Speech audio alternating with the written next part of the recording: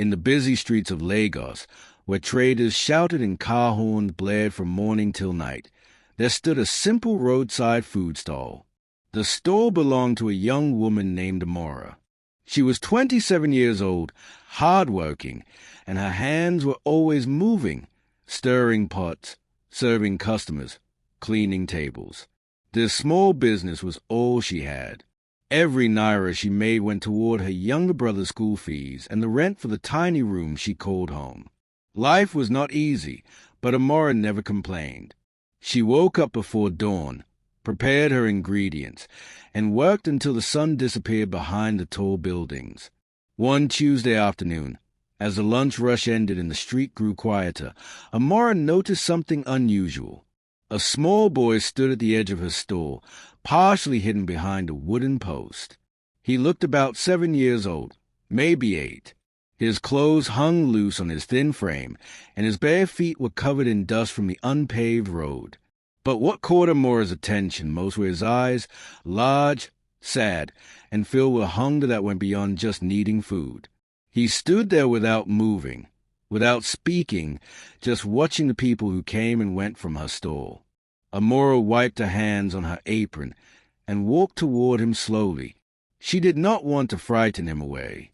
When she got close enough, she bent down a little to meet his gaze. The boy looked up at her, startled, as if he had been caught doing something wrong. Amara smiled gently and asked, "What is your name, small one?" The boy hesitated, shifting his weight from one foot to the other. After a long pause, he whispered so softly she almost missed it, "My name is Chidi." His voice carried the weight of someone much older, someone who had seen too much pain for his age. "Chidi," Amara repeated warmly, testing the name on her tongue. "That's a strong name. Are you hungry?" Chidi's eyes dropped to the ground immediately.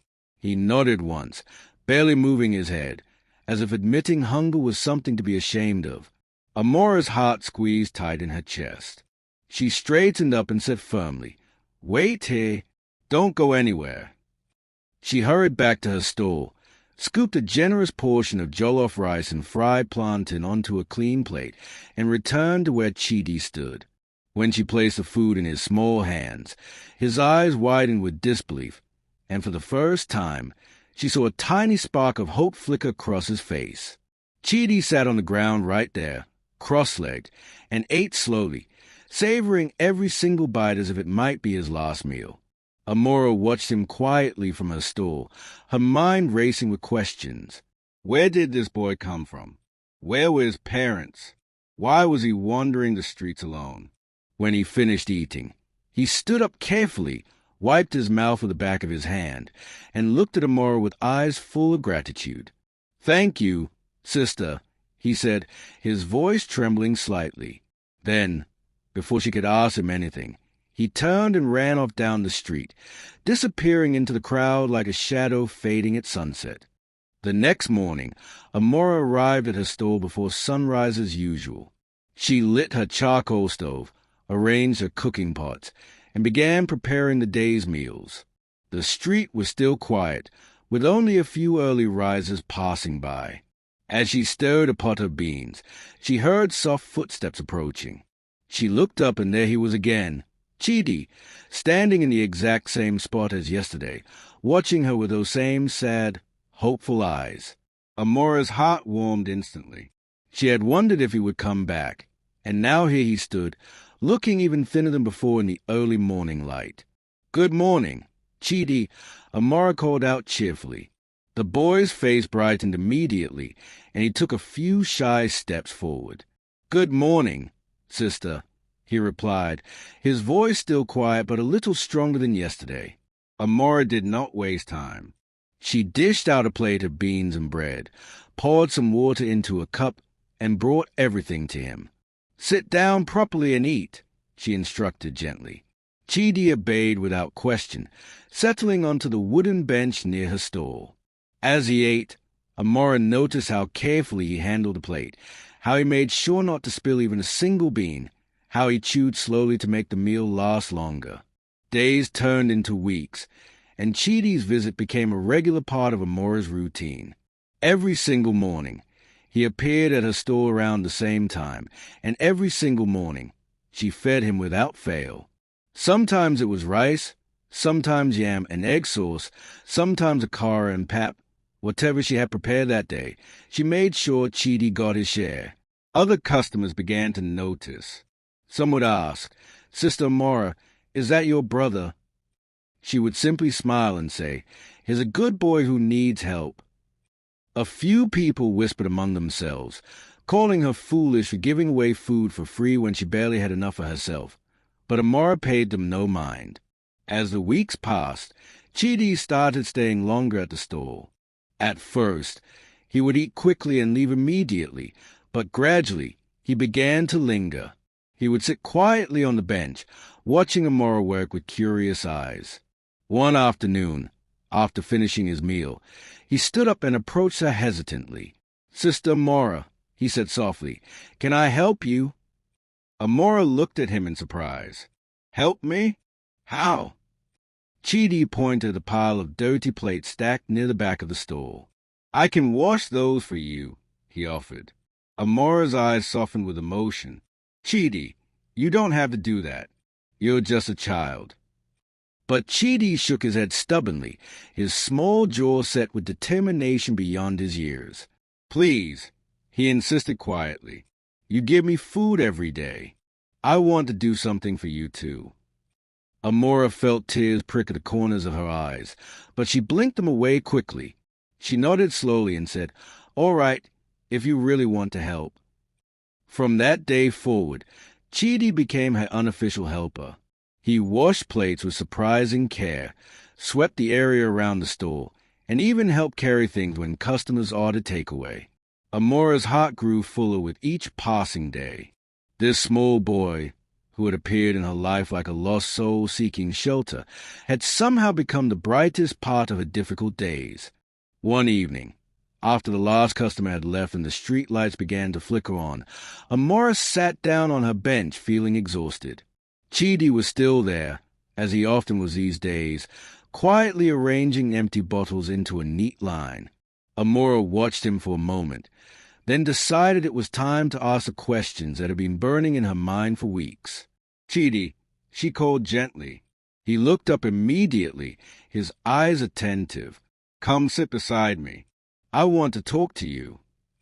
Chidi walked over slowly and sat down, leaving a small gap between them, his hands folded neatly in his lap like a student waiting for his teacher to speak.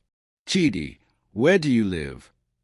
Amora asked softly, keeping her voice gentle so he would not feel threatened. Chidi's shoulders tensed slightly, and he looked down at his dusty feet.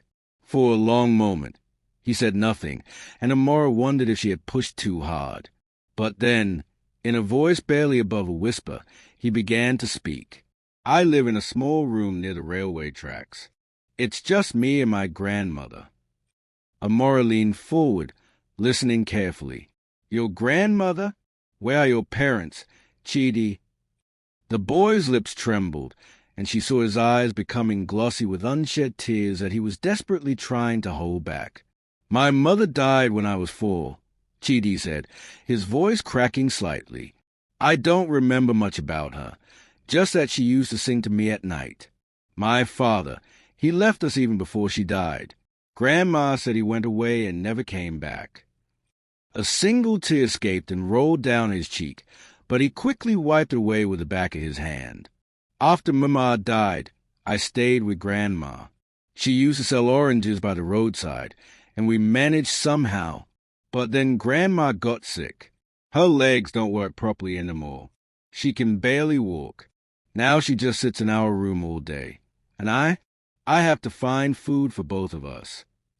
Amora felt her throat tighten with emotion. She reached out slowly and placed a hand on Chidi's small shoulder, feeling how bony it was beneath his worn shirt. "So you walk around every day looking for food?" she asked, already knowing the answer. Chidi nodded, wiping his nose with his sleeve. "Yes, sister. Sometimes people give me food, but most times they chase me away or call me a beggar. I don't like it, but I don't know what else to do. Grandma gets so weak when she doesn't eat. I'm scared that one day she won't wake up just like Mama." His voice broke completely at the end, and this time he could not stop the tears from flowing freely down his thin cheeks. Amora pulled the boy close to her, letting him cry against her shoulder. Her own tears fell silently as she held him, this brave little boy who carried burdens no child should ever have to bear. When his sobs finally quieted into small hiccups, she pulled back gently and looked him straight in the eyes. "Listen to me, Chidi," she said firmly but kindly. "From now on, you don't need to wander around begging. You come here every morning, and I will give you food, enough for you and your grandmother. Do you understand?" Chidi's red, swollen eyes widened in disbelief. "Really?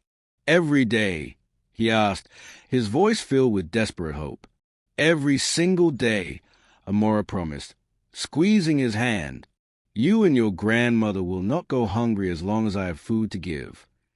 3 months passed since Amora made her promise to Chidi, and she kept it faithfully. Every morning, Chidi arrived at her store, and every morning she prepared 2 portions, one for him to eat there and one packed carefully in a container for his grandmother. Amora's business was not growing. In fact, some days were harder than others, and she had to dip into her own meager savings to keep her store running. Her younger brother complained that his school fees were late, her landlord threatened to increase the rent, and some nights Amora went to bed with an empty stomach herself because she had given too much away. But whenever she saw Chidi's grateful smile, whenever she imagined his sick grandmother receiving that warm meal, she found the strength to continue. One Thursday morning, the sky was unusually clear and bright. Amora was preparing her usual breakfast offerings when Chidi arrived, but something was different about him today. His eyes were red and puffy, and his small frame shook slightly as he approached. "Sister Mora," he said, his voice breaking immediately. Grandma is very sick. She couldn't eat yesterday. She's burning with fever, and she keeps saying strange things. I'm scared." Amora's blood ran cold. She immediately turned off her stove, grabbed her small purse, and locked up her store. "Take me to her," she commanded gently but urgently. Chidi grabbed her hand and pulled her through the crowded streets, running faster than she had ever seen him move. They arrived at a crumbling building near the railway tracks, and Chidi led her up a narrow, dark stairway that smelled of dampness and decay. He pushed open a weak wooden door, and they entered a tiny room that was barely big enough for 2 people to lie down. In the corner, on a thin mat covered with old newspapers, lay an elderly woman. Her breathing was shallow and labored, her skin hot to the touch, and her eyes were half closed. Amora knelt beside her immediately, feeling the woman's forehead with the back of her hand. "She needs a hospital," Amora said urgently, looking up at Chidi's terrified face. "We need to get her help now." But even as she said it, she knew the problem. Hospitals required money, and she barely had enough to feed herself. Amora made a quick decision. She pulled out every single naira note she had in her purse, counted them quickly, and realized it was not nearly enough for proper medical treatment. But she could not just sit there and watch this woman die. "Chidi, help me," she said firmly. Together, they carefully lifted the grandmother, supporting her weak body between them, and slowly made their way down the stairs. Amora flagged down a motorcycle taxi, negotiated a price she could barely afford, and they rushed to the nearest public hospital. At the emergency entrance, nurses took the grandmother inside on a wheelchair, asking rapid-fire questions about her condition and medical history that neither Amora nor Chidi could fully answer. Hours passed in the hospital's crowded waiting area. Chidi sat pressed against Amora's side, his small body trembling with fear and exhaustion. Finally, a tired-looking doctor emerged and called for the family of the elderly woman. Amora stood up quickly, pulling Chidi with her. The doctor explained that the grandmother had severe malaria and pneumonia, that she needed to be admitted for at least 5 days, and that the bill would come to a substantial amount. Amora's heart sank. She looked down at Chidi's hopeful, trusting eyes and made another decision that would change everything. "I'll pay," she said quietly, even though she had no idea where she would get that kind of money. Just save her, please. The next morning, Amora arrived at her store with heavy steps and an even heavier heart. She had paid the hospital deposit using money she had been saving for her brother's school fees, and now she had almost nothing left. Her mind raced with worry as she mechanically prepared her cooking pots and lit the stove. How would she pay the remaining hospital bills? How would she pay her rent next week? How would she survive? But every time doubt crept in, she remembered Chidi's face, that brave little boy who had been fighting alone for so long, and she told herself it was worth it. She had done the right thing, even if it meant suffering a little more. Around mid-morning, just as the breakfast rush was ending, Amora heard a strange sound, the deep rumble of multiple car engines approaching. She looked up from her pot and froze. 5 brand-new SUVs, sleek and black, were pulling up directly in front of her small roadside stall. The vehicles were so out of place in this dusty, modest neighborhood that people immediately stopped walking to stare. Car doors opened in synchronized movements, and men in dark suits stepped out first, looking around carefully. Then, from the middle vehicle, an elderly man emerged. He was tall, well-dressed in an expensive Agba, and carried himself with the unmistakable air of wealth and authority. The man walked straight toward Amora's store with purposeful steps, his security detail following closely behind. Amora stood frozen, her wooden spoon still in her hand, completely confused about what was happening. The wealthy man stopped directly in front of her store and looked at her with intense, searching eyes. "Are you Amora?" he asked, his voice deep and commanding yet somehow gentle. Amora nodded slowly, finding her voice with difficulty. "Yes, sir, I am Amora." The man's stern expression suddenly softened, and to her utter shock, his eyes became wet with tears. "I am Chief Okafor," he said, his voice now thick with emotion, "and I have been searching for you for 3 months." Amora's confusion deepened into complete bewilderment. "Searching for me? So, I don't understand. I don't know you." Chief Okafor smiled sadly and gestured to one of his security men, who quickly opened the door of the lead SUV. A small, familiar figure stepped out, Chidi, but he was no longer wearing his tattered clothes. He was dressed in clean, new clothes that actually fit him properly, and his face looked healthier, less gaunt. "Chidi," Amora gasped, her spoon clattering to the ground. Chidi ran straight to her, wrapping his arms around her waist tightly. "Sister Mora," he cried, his voice muffled against her apron. "Grandma is better. The doctors saved her. And Grandpa found us." Chief Okafor stepped closer, and now tears were flowing freely down his weathered face. "That boy you have been feeding, that grandmother you rushed to the hospital, they are my family. My daughter ran away from home 20 years ago after we had a terrible disagreement. She was pregnant, and I was a foolish, proud man who said hurtful things. She disappeared, and I spent years trying to find her, but I was always too late. When she died 7 years ago, I didn't even know until months later. I searched everywhere for her mother, Chidi's grandmother, and for my grandson, but they had moved so many times, always running from poverty, always hiding in places I couldn't reach." His voice broke completely, and he paused to wipe his eyes with a handkerchief one of his men quickly provided. 3 days ago," Chief Okafor continued, his voice steadier now, "I received a call from the hospital. They said an elderly woman had been admitted with a young boy and a woman who claimed to be helping them. The boy gave his grandmother's full name, a name I had been searching for desperately. I rushed to the hospital immediately, and when I saw my grandson, my daughter's son, I knew my search was finally over. Chidi told me everything.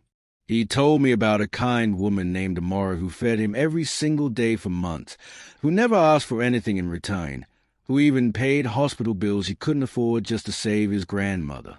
You gave when you had nothing. You loved when you had every reason to protect yourself first. You saved my family when I couldn't find them." Amara stood speechless, tears streaming down her face as the weight of everything crashed over her. Chief Okafor reached into his Agba and pulled out an envelope. "This," he said, placing it firmly in her trembling hands, "is every naira you spent on my family, tripled. It is nothing compared to what you gave us, but it is a start." Before Amara could even open the envelope to see the substantial amount inside, Chief Okafor continued speaking. "I am also purchasing this entire property where your stall stands. I will build a proper restaurant here, and you will be the owner. You will never have to worry about rent or struggle to make ends meet again. Your brother's school fees, paid completely through university. Any dream you have put aside because of money, tell me, and I will make it happen." Amora's legs gave way, and she sank onto a wooden bench, sobbing uncontrollably. Chidi knelt beside her, holding her hand tightly, crying with her. Chief Okafor placed his hand gently on her shoulder. "My dear child," he said softly, "in this world where most people walk past suffering without a second glance, you stopped, you gave, you loved, and because of your kindness, you have given an old man his family back. Let me now give you the life you deserve." Around them, neighbors who had gathered to watch began clapping and cheering, some wiping their own tears. As Amora looked up through her blurred vision at Chief Okafor's grateful face, at Chidi's bright, hopeful eyes, she understood something profound. Her simple act of feeding a hungry boy had not just changed his life or reunited a broken family. It had opened doors to blessings she never imagined possible. My dear viewers, what do you think about this touching story? Please share your thoughts in the comment section. I would love to read from you. And guess what? In a few days, I will upload another very interesting story. So, make sure you subscribe to my channel and turn on your notification bell so you will be notified immediately the story drops. If you enjoyed this story, please hit the like button and share it with your friends. Thank you so much for watching.